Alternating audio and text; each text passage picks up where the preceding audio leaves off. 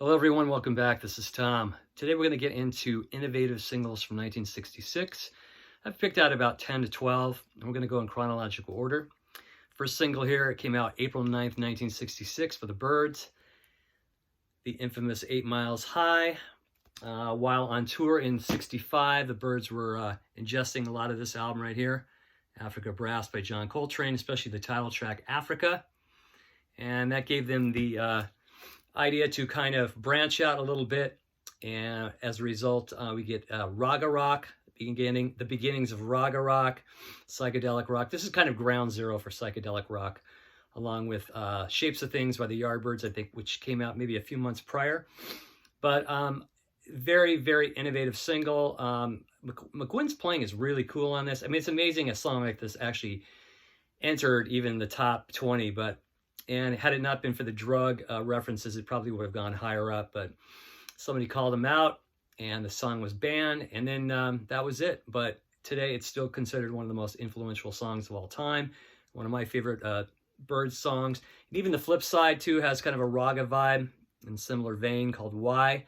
And I think this is like the definitive version of Why.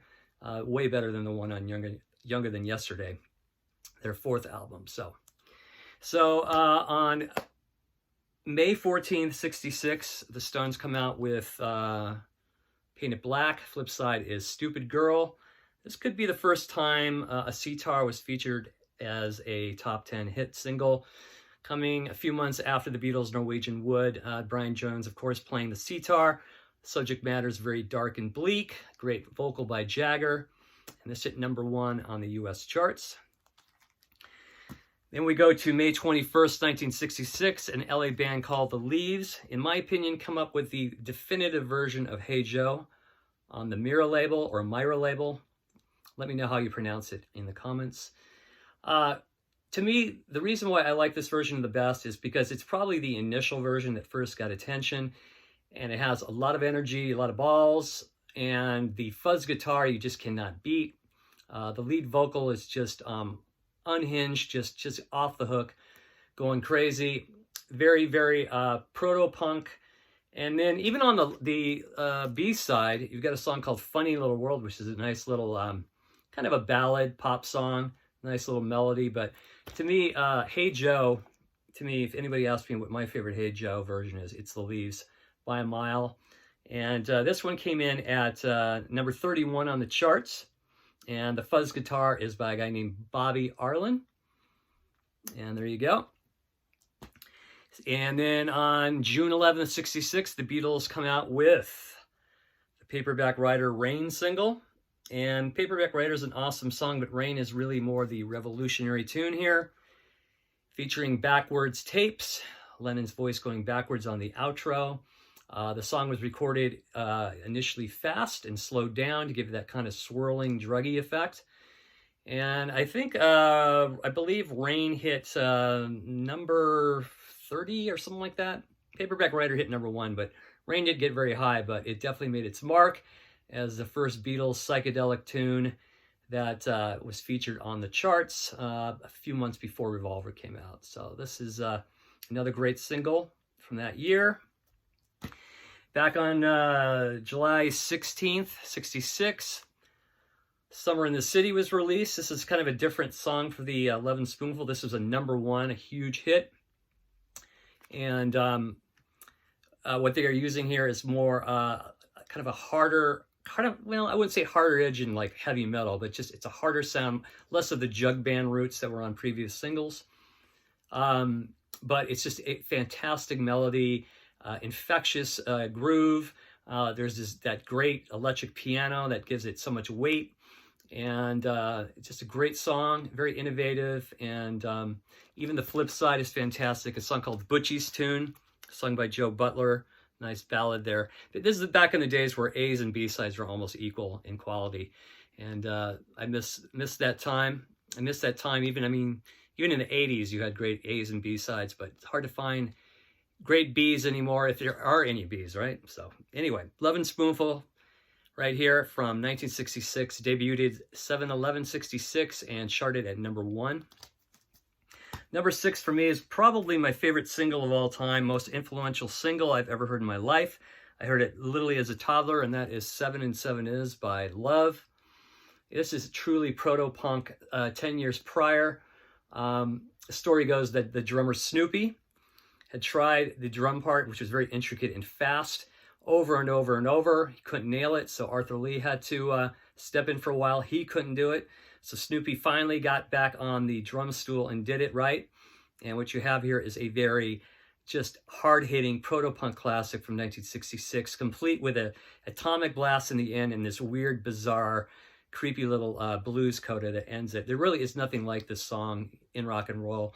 And I love the flip side too, number 14, right here. A song that was recorded for their debut, but never got on the debut. Sounds like more like a kind of trying to find drugs on the street, that kind of topic. Good stuff.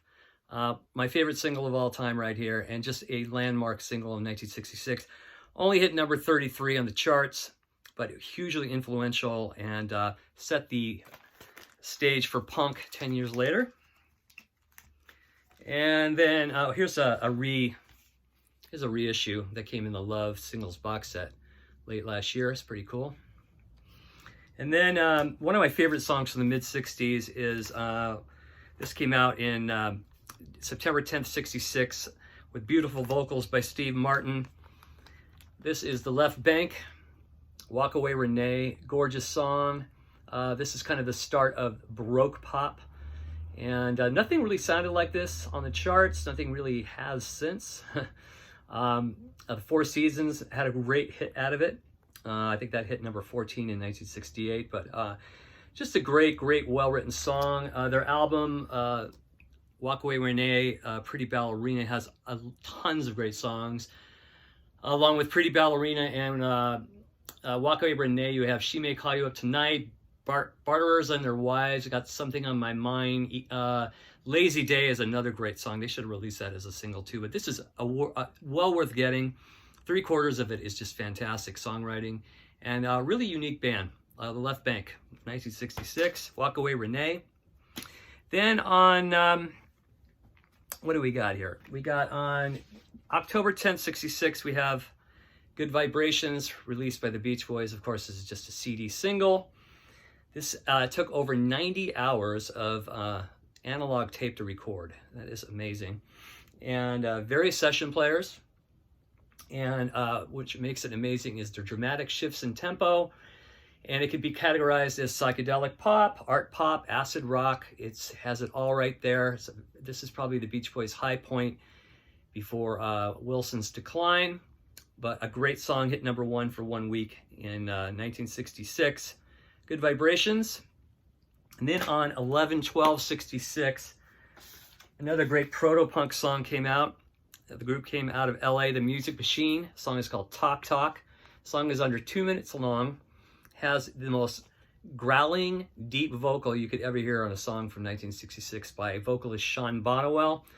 Also, Keith Olsen was in this band, who played bass and who later produced Fleetwood Mac, Jethro Tull, and I think he even produced Rick Springfield's big hit, Jesse's Girl, as well. So great song here and great fuzz and just a lot of attitude. And this is, again, this predates punk by about 10 years, but I think it's better than a lot of the punk that came out. I mean, it's real, it's authentic, it's fantastic. So this is Talk Talk by the Music Machine. Another great B-side, Come On In, is fantastic because it kind of has like a pre-Doors vibe.